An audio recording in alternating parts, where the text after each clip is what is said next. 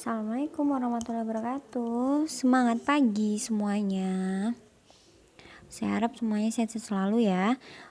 Untuk pertemuan kita kali ini, saya minta kalian untuk menyimak video penjelasan tentang materi kita hari ini, yaitu manusia sebagai makhluk individu dan juga sebagai makhluk sosial. Ya, tolong disimak baik-baik karena nanti akan ada tugas di antara video ini. Jadi tolong jangan di skip, disimak baik-baik, dan jika ada pertanyaan ataupun materi yang bisa dicatat di buku tugasnya masing-masing ya, silahkan langsung dicatat.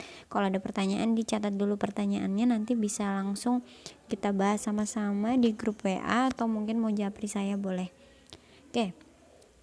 Manusia adalah makhluk Tuhan lainnya, karena di ciptaan Tuhan itu tidak hanya saja manusia, tapi ada juga yang namanya hewan, ada tumbuh-tumbuhan, dan juga manusia itu sendiri ya. Manusia secara fisik hampir sama dengan makhluk hidup lainnya, sama-sama memiliki unsur-unsur yang mendukung untuk hidup ya. Manusia secara khusus berbeda dengan makhluk lainnya juga. Jadi tadi ada kesamaan antara manusia dengan makhluk hidup lainnya. Ya, seperti juga tumbuh, membutuhkan makanan dan minuman, membutuhkan cahaya matahari dan lain sebagainya. Sama seperti hewan dan juga tumbuhan gitu ya. Terus secara khusus manusia memiliki perbedaan dengan makhluk hidup lainnya. Manusia adalah makhluk Tuhan yang paling sempurna. Karena apa? Kita memiliki akal. Walaupun istilahnya fungsi-fungsi organ kita sama dengan hewan ataupun sebagian ada yang sama dengan tumbuhan gitu kan. Tapi kita itu berbeda dengan ciptaan Tuhan lainnya karena kita memiliki akal pikiran ya. Dengan akal manusia bisa menyebut atau mengkategorikan sesuatu, atau manusia bisa membuat konsep. Jadi kita tuh bisa berpikir, bisa memiliki pola pikir yang lain daripada makhluk hidup lainnya. Itu jelas ya.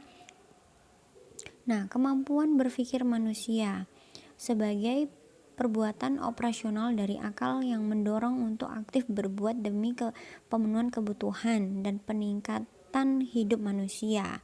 Jadi fungsi akal adalah untuk berpikir bagaimana sih caranya kita bisa makan enak ya kan. Jadi makan itu tidak hanya seperti dapat sayuran langsung aja sayur mentah dimakan. Walaupun memang ada sayur mentah yang enak untuk dimakan, tapi kan tidak dimakan begitu aja. Seperti kita bisa jadikan makanan yang mungkin sayuran yang langsung dimakan, tapi dimakan dengan saus, dengan mayones dan yang lain-lainnya gitu ya. Nah, terus kita juga bisa memasak masakan dari makanan yang kita peroleh. Kita bisa masak dulu, kita olah. Nah, itu cara berpikir manusia seperti itu. Nah, bagaimana makanan itu bisa menjadi enak dan lezat gitu ya. Terus masak ayam itu. Terus bagaimana sih kita manusia bisa memenuhi kebutuhan kita ya, karena kebutuhan kita itu tidak hanya makan dan minum saja. Ternyata manusia juga butuh tempat tinggal. Nah, tempat tinggal yang manusia inginkan itu kan tidak hanya yang sederhana, yang tidak hanya punya atap sama dinding saja, tapi kita pengen punya rumah tingkat, pengen punya rumah yang ada AC-nya, pengen punya rumah yang keramik ya, ada keramiknya gitu kan. Itu bagaimana caranya kita bisa memperoleh atau memenuhi kebutuhan kita itu, yaitu dengan berpikir untuk mencari uang ya kan, mencari materi untuk membangun impian kita itu, begitu ya. Sama juga halnya seperti kalian yang mau memiliki cita-cita. Jika kalian menginginkan cita-cita sebagai seorang dokter, ya bagaimana caranya kita menjadi seorang dokter? Ya, pertama kita harus belajar, itu yang paling penting. Belajar dari sekarang, apa saja sih yang harus dipersiapkan? Ya pasti bahasa Inggrisnya harus diperkuat, kemudian mungkin matematikanya diperkuat, ilmu IPA-nya juga diperkuat, begitu ya. Itu salah satu contohnya. Nah, kemudian dengan kita yang sudah mampu untuk belajar itu semua, ya sudah, kita akhirnya mendaftar di perguruan fakultas kedokteran. Dengan mendaftar di situ kita belajar sungguh-sungguh menjadi seorang dokter yang ahli gitu ya. Jadi insya Allah dengan doa kedua orang tua, dukungan kedua orang tua, kita bisa menjadi dokter gitu. Oke. Nah, kebutuhan manusia secara umum ada dua, yakni kebutuhan kebendaan, jasmani atau biologis ya. Yang kedua, kebutuhan rohani atau mental atau psikologi. Ya, jadi kebutuhan jasmani dan kebutuhan rohani itu yang paling mudah untuk diingat. Jadi manusia memiliki dua kebutuhan jasmani dan juga kebutuhan rohani. Nah, kebutuhan jasmani yaitu yang berupa benda-benda yang dapat kita lihat, dapat kita pegang, ya, dapat kita sentuh, itu kebutuhan jasmani seperti pakaian, makanan, minuman, tempat tinggal. Ya, itu yang disebut kebutuhan jasmani. Semua yang nampak, semua yang dapat kita pegang, semua yang dapat kita rasakan, semua yang dapat bermanfaat bagi tubuh kita secara jasmani. Tuh ya. Kebutuhan rohani. Kebutuhan yang berhubungan dengan psikis kita, mental kita, ya, jiwa kita gitu. Jadi seperti ibadah, dengan kita beribadah hati kita menjadi tenang, tentram itu ya. Terus kebutuhan rohani yang lain yaitu kebutuhan rasa sayang. Jadi rasa sayang kedua orang tua kita, teman kita kepada kita, itu juga merupakan kebutuhan rohani gitu. Terus kebutuhan rohani apalagi? Kepercayaan. Nah, dengan adanya kepercayaan orang kepada kita, hati kita menjadi tenang, ya kan? Terus kita juga bisa memperkuat jiwa kita bahwa kita dipercaya oleh orang lain. Itu merupakan kebutuhan rohani. Rasa cinta, kasih sayang, ya kan? Itu semuanya kebutuhan rohani. Nah, misalkan kita sakit nih. Sakit, kita mendapat dukungan dari orang-orang yang kita sayang. Nah, itu merupakan kebutuhan rohani. Nah, itu memperkuat kita, memberikan kita motivasi untuk kita berjuang melawan penyakit kita. Seperti itu. Ya, jadi kita harus selalu mendukung orang-orang yang ada di sekitar kita untuk memotivasi orang-orang di sekitar kita, apalagi orang yang kita sayang ya, supaya termotivasi untuk segala hal. Jadi bukan hanya sembuh dari penyakit, namun juga untuk mencapai cita-cita, ya kan?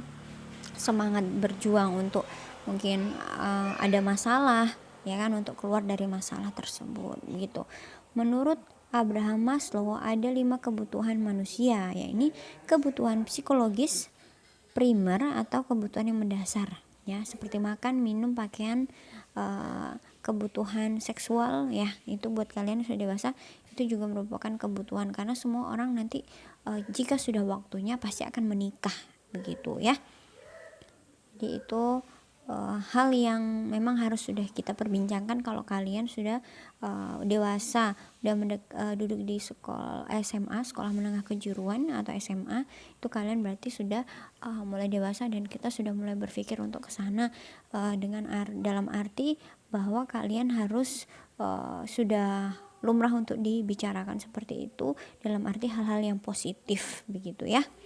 Oke, itu terus yang kebutuhan kedua menurut Abraham Maslow, kebutuhan rasa aman dan perlindungan, yakni bebas dari rasa takut, terlindungi dari bahaya dan ancaman penyakit atau perang dan sebagainya. Jadi kita ini manusia juga butuh rasa aman ya, dan perlu dilindungi ya. Seperti itu ya, kita nggak mau lah hidup dalam rasa ketakutan, kita nggak mau negara kita ini perang, ya kan, karena kita pasti tidak aman kalau negara kita ini perang, begitu. Terus terlindungi dari ancaman penyakit seperti sekarang kondisi COVID, kita dilindungi oleh pemerintah dari ancaman COVID, walaupun memang untuk masalah dia mampu atau tidak menangani COVID ya dengan cara vaksin. Nah, salah satunya itu. Terus kita selalu dipantau menggunakan masker dan selalu dipantau kondisi lingkungan kita supaya tidak ada kerumunan dan sebagainya. Itu ya, kita sudah dilindungi oleh pemerintah dengan berbagai cara gitu, oke? Terus yang ketiga, kebutuhan sosial, yakni dicintai, diperhitungkan secara pribadi, diakui sebagai anggota masyarakat. Nah, itu ya. Jadi kebutuhan sosial di antara lingkungan tempat tinggal kita. Kita itu dicintai oleh masyarakat, dalam arti setiap kali bertemu kita selalu diberi senyum, disapa, begitu ya. Rasa cinta yang seperti itu. Dan kemudian kalau kita ada kesulitan, pasti tetangga-tetangga kita akan membantu, gitu ya. Rasa cinta sosial seperti itu salah satu contohnya. Diperhitungkan secara pribadi ya, jadi kita itu dijadi apa ya, istilahnya diorangkan gitu. Nah, berarti kita itu dihargai oleh lingkungan sosial tempat tinggal kita gitu, diakui sebagai anggota masyarakat. Nah, jadi kalau kita diakui sebagai anggota masyarakat, berarti lingkungan kita selalu mendukung apa yang kita lakukan, selalu membantu kita, ya kan.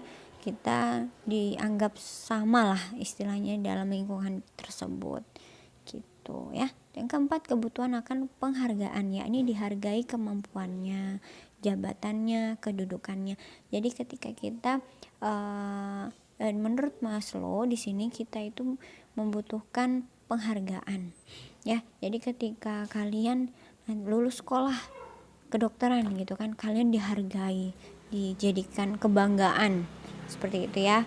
Terus kalau kalian nanti bekerja, kalian punya jabatan, kalian dihargai memiliki jabatan yang tinggi. Mungkin kalau di lingkungan kita kayak Pak RT ya, Pak RT kita menghargai jabatannya sebagai ketua RT gitu ya. Dan kedudukan lainnya itu butuh kan, kita sebagai manusia secara pribadi kita butuhkan dihargai itu, bener nggak? Kalian sebagai anak pun kalian kan perlu penghargaan kalian itu sebagai anak, gitu kan?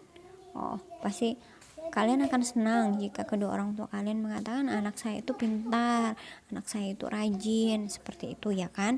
Itu suatu penghargaan, bukan berarti penghargaan itu dikasih medali, bukan seperti itu. Tapi penghargaan itu banyak sekali bentuknya, dengan perkataan, dengan perbuatan, seperti itu ya. Itu suatu penghargaan yang semua orang pasti membutuhkan itu.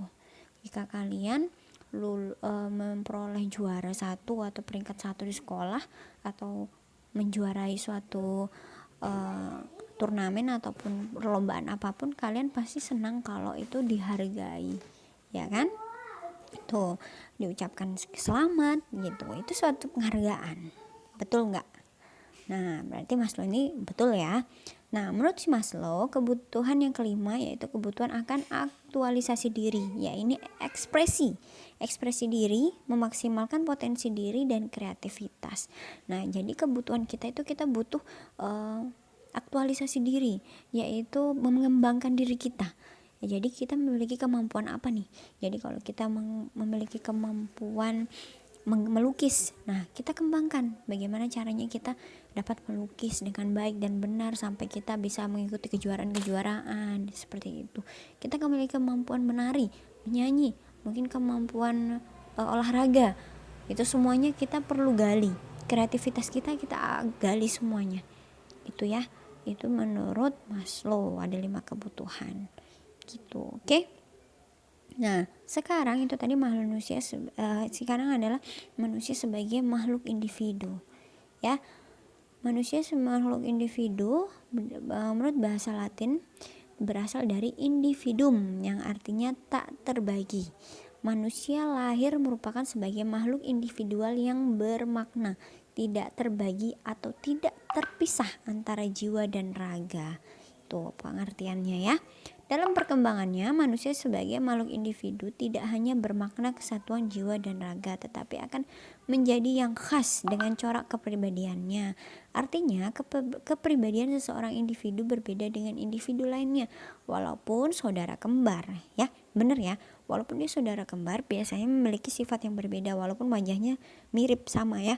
Cuman biasanya memiliki sifat yang berbeda. Mungkin yang satunya anaknya pemberani, yang satu penakut, yang satunya anaknya pendiam, yang satunya cerewet dan sebagainya, gitu ya. Nah, sebagai individu manusia mengalami pertumbuhan, baik itu fisik maupun mentalnya, betul. Jadi secara individu kita ini memiliki perkembangan. ada yang meninggi, ada yang melebar gitu ya. Jadi itu merupakan perkembangan secara fisik. Nah kalau secara mental, yang mungkin tadinya anaknya itu penakut, jadi semakin dewasa dia semakin pemberani. Kemudian yang tadi anaknya itu fisiknya, tadinya psikologisnya dia nakal gitu ya, itu menurut psikologis ya, dia punya pemikiran-pemikiran yang jelek, yang selalu mau mengerjain orang atau membuat orang terluka dan sebagainya, berbuat jahat. Nah kan lama kelamaan dia sadar akan hal itu, berarti itu tidak baik, dan akhirnya dia menjadi orang yang baik. Itu ya, itu perkembangan psikologis. Nah ada 3 pandangan mengenai pertumbuhan dan perkembangan tersebut, ya ini satu, pandangan nativistik yang menyatakan pertumbuhan ditentukan atas dasar faktor individu sendiri, termaksud kemiripan dengan orang tua, bakat dan potensi. Nah jadi pandangan nativistik ini, jadi pertumbuhan ditentukan oleh dasar individu itu sendiri, jadi tergantung dari individunya sendiri ya pertumbuhannya, serta biasanya keturunan dari orang tuanya. Nah terus bakat dan potensi yang ada di dalam dirinya, itu nativistik. Jadi seperti kalian, jika ada keturunan dari orang tua yang tadinya mungkin penari, jadi kalian juga bisa menari. Orang tua kalian tadinya seorang desainer, kalian juga bisa menjadi seorang desainer gitu ya. Itu keturunan dari orang tua. Terus potensi dan bakat individu sendiri, bila kalian memiliki potensi bakat kalian masing-masing. Nah itu dari kita sendiri sebagai individu gitu ya. Terus pandangan empiristik menyatakan pertumbuhan didasarkan atas faktor lingkungan di luar individu, lingkungan fisik dan sosial. Nah empiristik itu pertumbuhan di faktor lingkungan, jadi bukan dari diri individu sendiri, tapi dari luar individu itu. Nah jadi lingkungan kita seperti apa sih? Nah mungkin kalau kita berada di lingkungan yang orangnya soleh, rajin mengaji, mungkin di pesantren seperti itu ya, kita pasti akan mengikuti lingkungan kita. Kita akan menggunakan pakaian yang menutup aurat seperti itu ya, terus rajin mengaji, ada pengajian rutin seperti itu. Nah mungkin ya kalau yang di lingkungan kita itu orangnya berada di perumahan, kalau lingkungan perumahan ya, biasanya kan lingkungan perumahan itu sedikit tertutup karena berasal dari berbagai daerah pekerjaan juga. Nah biasanya sedikit tertutup. Nah kalau kita berada di lingkungan perumahan ya, kita harus bisa bersosialisasi dengan tetangga walaupun itu berbeda-beda. Mungkin rukun tetangga di situ harus membuat kegiatan-kegiatan yang bisa mempersatukan lingkungan itu. Nah kalau lingkungan itu baik, pasti kita akan baik juga.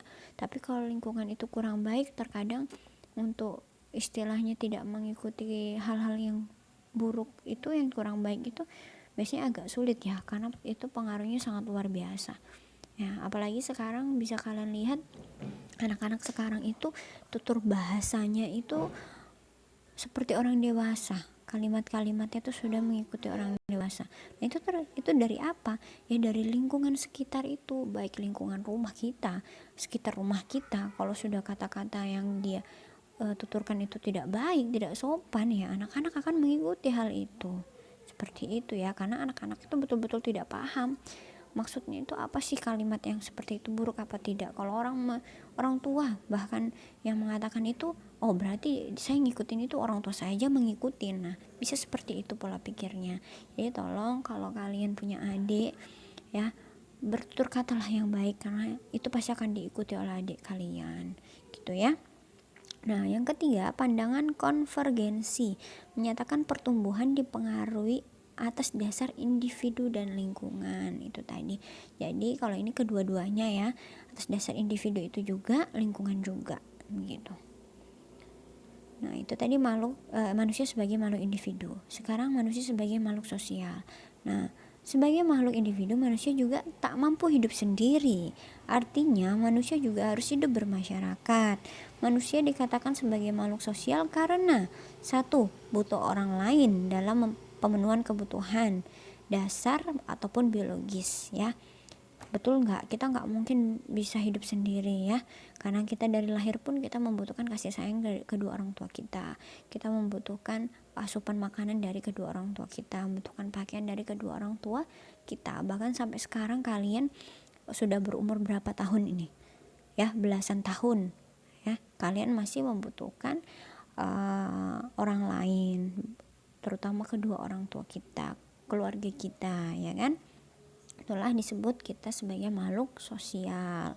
Nah, yang kedua, perilakunya dipengaruhi orang lain. Ia harus tunduk pada norma dan keinginan mendapatkan pujian atau respon orang lain. Nah, jadi dikaitkan sebagai makhluk sosial bahwa karena kita masih membutuhkan pujian atau respon dari orang lain, dari lingkungan kita. Ya, dalam arti begini, ketika kita senang, kita kita membuat keluarga atau orang di sekitar kita juga ikut senang gitu ya. Ketika kita sedih, kita juga membutuhkan orang lain untuk berbagi kesedihan kita, seperti itu. Kemudian kita nggak mungkin ya bayangin kalau kalian itu hidup sendiri, kalian kemana-mana kalian nggak ada yang menegur, kalian tidak ada yang diajak bicara ya. Bahkan nggak mungkin kan kalau kita mau membeli sesuatu terus kita tidak berbicara, tidak bersosialisasi, tidak berkomunikasi dengan penjual, seperti itu ya. Jadi kita tidak mungkin tidak membutuhkan orang lain, seperti itu ya. Karena kita nggak mungkin ya mau beli terus penjual kita nggak ngobrol sama penjualnya, nggak ada respon dari penjualnya. Seperti apa? Bayangin aja kalian kalau di suatu tempat atau di rumah lah, terus orang satu rumah nggak ada yang menegur kalian, tidak ada yang mau berkomunikasi dengan kalian, tuh pasti rasanya nggak enak deh, begitu ya. Nah, makanya kita dikatakan makhluk sosial gitu. Yang ketiga, adanya kebutuhan untuk berhubungan dengan orang lain, kebutuhan sosial untuk hidup berkelompok. Nah, apa sih akan lebih seru kalau kita tuh hidup punya kelompok, punya teman, lebih teman banyak gitu kan. Ayo kita ke sana, pasti ayo kita hangout, ayo kita belajar bersama, ayo kita melakukan kegiatan apa yang bermanfaat pastinya ya. Kalau banyak teman pasti itu akan lebih seru. Kita jalan-jalan misalnya, kalau kita sendirian pasti nggak enak lah. Pasti lebih seru kalau ada teman gitu ya. Nah, di sini ada peran-peran manusia sebagai makhluk individu, nanti juga akan ada peran-peran manusia sebagai makhluk sosial ya. Nah, peran manusia sebagai makhluk individu dulu. Sebagai makhluk individu, manusia berperan untuk mewujudkan hal-hal berikut. 1. Menjaga dan mempertahankan harkat dan martabatnya. Jadi kita itu sebagai makhluk individu harus mempertahankan harkat dan martabat kita. Dalam arti jangan sampai ada orang yang mencela harga diri kita. Mencela harga diri kita sebagai manusia. Jangan sampai ada orang yang mengatakan kita jelek, mengatakan kita hal-hal yang buruk ya, sampai istilahnya tidak memanusiakan kita gitu. Nah, dengan cara apa seperti itu? Bukan berarti kita harus melawan atau apa, tidak, tapi bagaimana caranya kita bisa memanusiakan diri kita dulu. Nanti orang lain pasti akan bisa menghargai kita. Artinya kalau kita di lingkungan yang kalau kita berada di lingkungan, ya berarti kita harus mentaati aturan tata tertib yang ada di lingkungan kita. Gunakan pakaian yang tertutup, seperti itu kalau kita di Indonesia ya. Jangan sampai istilahnya kita tidak menggunakan pakaian tertutup, seksi sekali, dan bahkan mungkin kelihatan aurat dan sebagainya. Nah, itu pasti orang tidak akan memandang kita sebelah mata. Seperti itu ya. Kemudian bagaimana kita bisa menjaga martabat kita ya, dan keluarga kita terutama. Bertutur katalah yang baik.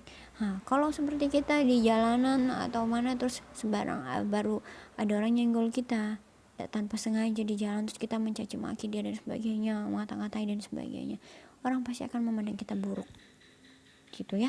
Jadi apapun untuk menjaga harkat dan martabat kita, yaitu kita sendiri yang tahu bagaimana caranya kita menghargai diri kita sendiri sebagai manusia individu itu gitu ya. Paham ya anak-anakku semua ya. Jadi kalian harus bisa menjaga penampilan kalian, tutur kata kalian, tingkah laku kalian, supaya orang lain juga bisa menghargai kita gitu ya. Oke, yang kedua, mengupaya terpenuhannya hak-hak dasar sebagai manusia. Hak-hak kita sebagai manusia itu apa? Dicintai, dihargai, ya kan? Kemudian kita memiliki hak untuk, kalau kita di Indonesia, kita memiliki hak untuk dilindungi, ya kan? Dilindungi secara hukum, seperti itu. Banyak sekali hak-hak kita sebagai manusia. Banyak juga kewajiban kita sebagai manusia, gitu ya. Oke. Merealisasikan segenap potensi diri baik sisi jasmani maupun rohani ya. Jadi potensi yang ada di diri kita ini apa? Kalau kita memiliki potensi yang tadi, potensi apa saja di lingkungan kita, kita harus selalu membantu orang lain. Jika kita sudah berkecukupan, ada tetangga kita yang kekurangan, ya kita bantu. Itu merupakan potensi juga, potensi kebaikan hati gitu ya. Kemudian kalau kita punya bakat menari atau apa, ya dikembangkanlah itu, mana menyanyi. Kemudian kita punya kecerdasan pikiran, nah berarti kita bisa membantu tetangga kita untuk mengajari anak-anak mereka yang ada di lingkungan kita, bisa mengajari mengaji, bisa mengajari matematika, bahasa Inggris dan lain-lainnya gitu ya. Itu potensi. Nah kalau sisi jasmani, potensi sisi jasmani ataupun rohani itu seperti apa sih Bu gitu, kalau ada pertanyaan seperti itu. Nah seperti kita ini kalau ibadah kita, bagaimana sih kita bisa menyalurkan kerohanian kita, ibadah. Dan pertama ibadah, kalau ibadah pertama berarti kita bisa mengikuti pengajian, ya kan? Kita bisa mengadakan kelas mengaji dan sebagainya. Kemudian kita bisa mengikuti kegiatan MTQ itu ya, itu secara ibadah. Nah kalau yang potensi rohani lainnya, nah jadi kemungkinan kalau kita bisa menenangkan hati orang lain, kita bisa menggunakan kalimat-kalimat kita yang baik, kita bisa membuat orang lain menjadi tenang. Nah ada juga ini sisi jasmani itu, kebutuhan yang kita ini adalah rekreasi itu banyak sekali, bisa nonton bioskop, nonton TV, bahkan handphone pun sekarang bisa menjadi kebaikan dari sisi jasmani kalau kita menggunakannya dengan baik ya. Kalau kita nonton film yang kesukaan kita, nah itu kita menjadi senang. Nah itu jadi sisi rohani lah yang kebutuhannya lah, si kebutuhan rohani lah yang terpenuhi di situ gitu ya. Memenuhi kebutuhan dan kepentingan diri demi kesejahteraan hidupnya. Nah jadi memenuhi kepentingan dan kebutuhan kita untuk mensejahterakan hidup kita. Kita butuh mobil, kita butuh pesawat, nah, seperti itu ya. Itu kalau kalian memang butuh sih, karena kebutuhan setiap individu itu berbeda-beda. Tapi yang penting kebutuhan pokoknya seorang makhluk individu itu pasti makan, minum, pakaian, rumah, tempat tinggal ya. Itu yang paling penting. Kalau kebutuhan-kebutuhan yang lain itu tergantung dari diri kita lagi, kita membutuhkan apa.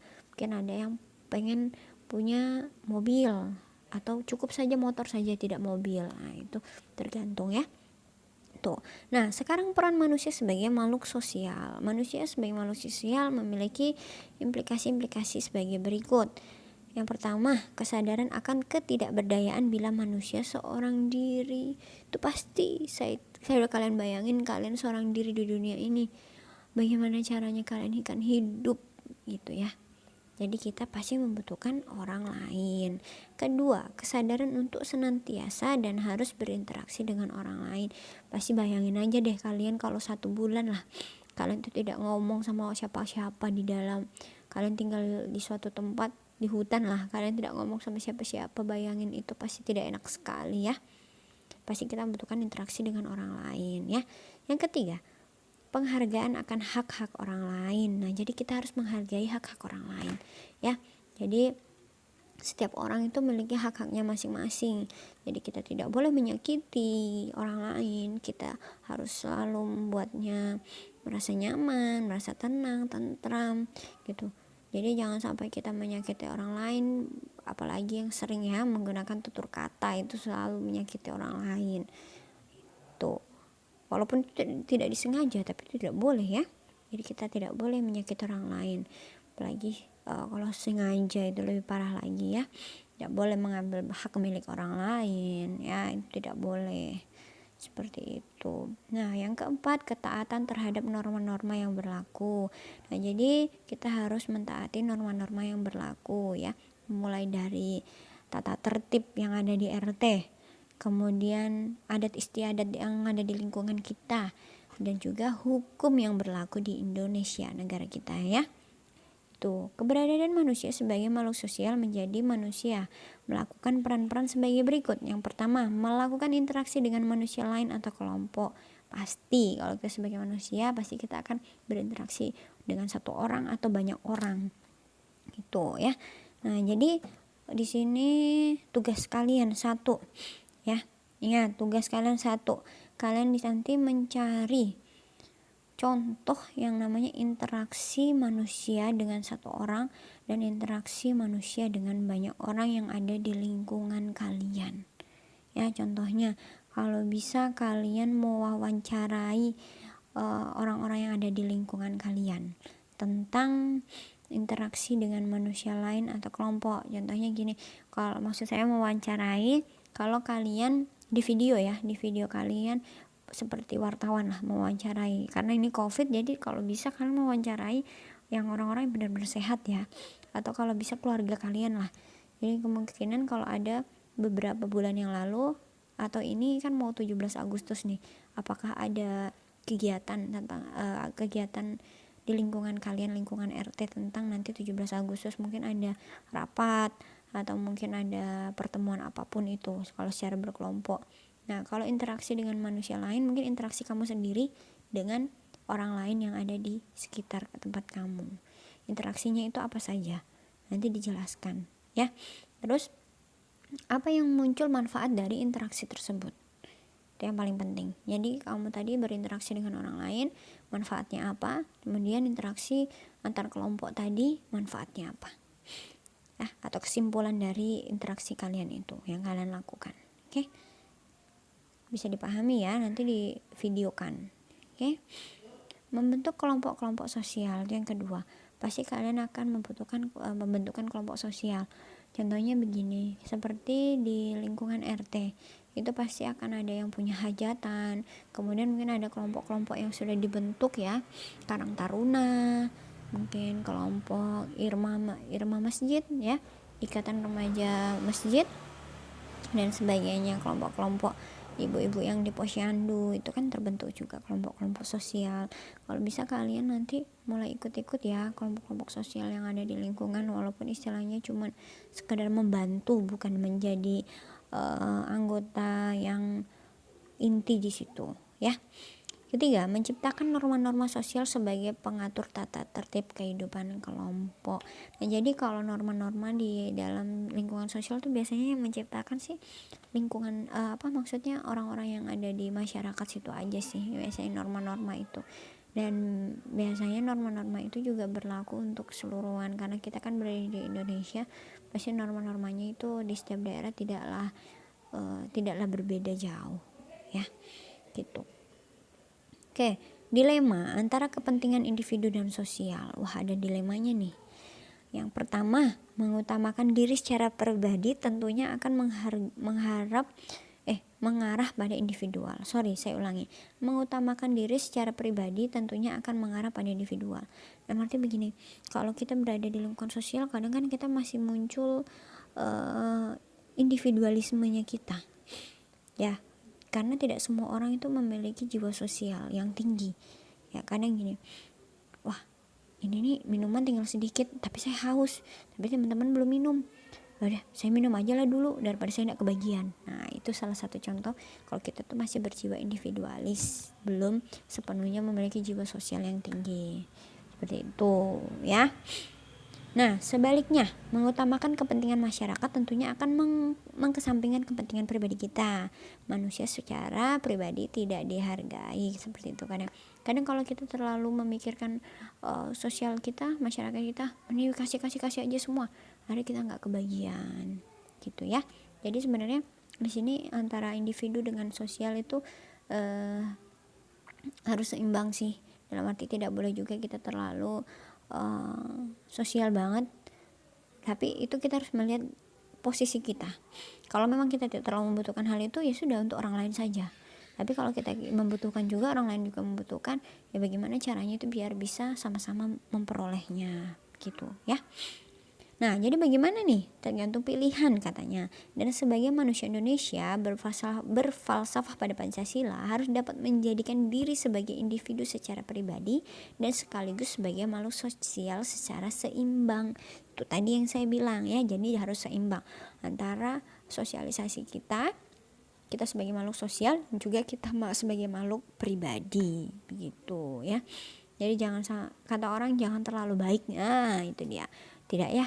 Sebenarnya kalau kita baik pun insya Allah akan menggantikan berlipat-lipat ganda gitu ya. Jadi tetaplah selalu menjadi orang yang baik nak, karena orang yang baik itu susah dicari, langka gitu ya. Jadi tanamkan pada diri kalian untuk menjadi seorang jiwa sosial yang tinggi ya. Kalau kita berbagi sedikit rezeki kita kepada orang lain, insya Allah akan melipat gandakan rezeki kita nanti gitu ya. Karena percaya aja nak, ketika orang tua kalian itu memiliki rezeki dan dia membagikan itu walaupun hanya kepada anak dan istrinya, kalau orang ayah kita ya, insya Allah dengan ikhlas, insya Allah juga ayah kita akan diberikan rezeki yang lebih banyak lagi sama Allah gitu ya. Amin. Nah, tadi ada tugasnya ya, jadi jangan lupa tugasnya tadi dikerjakan. Nanti saya akan bikin linknya di Classroom. Nah, jadi tugasnya tadi kalian mencari tentang apa tadi ini, kalian mencari tentang bagaimana interaksi antara individu dengan individu dan interaksi antara individu dengan kelompok itu ya. Terus apa isi dari interaksi itu dan kesimpulannya apa atau manfaatnya gitu. Kalau bisa ada yang diwawancarai gitu ya.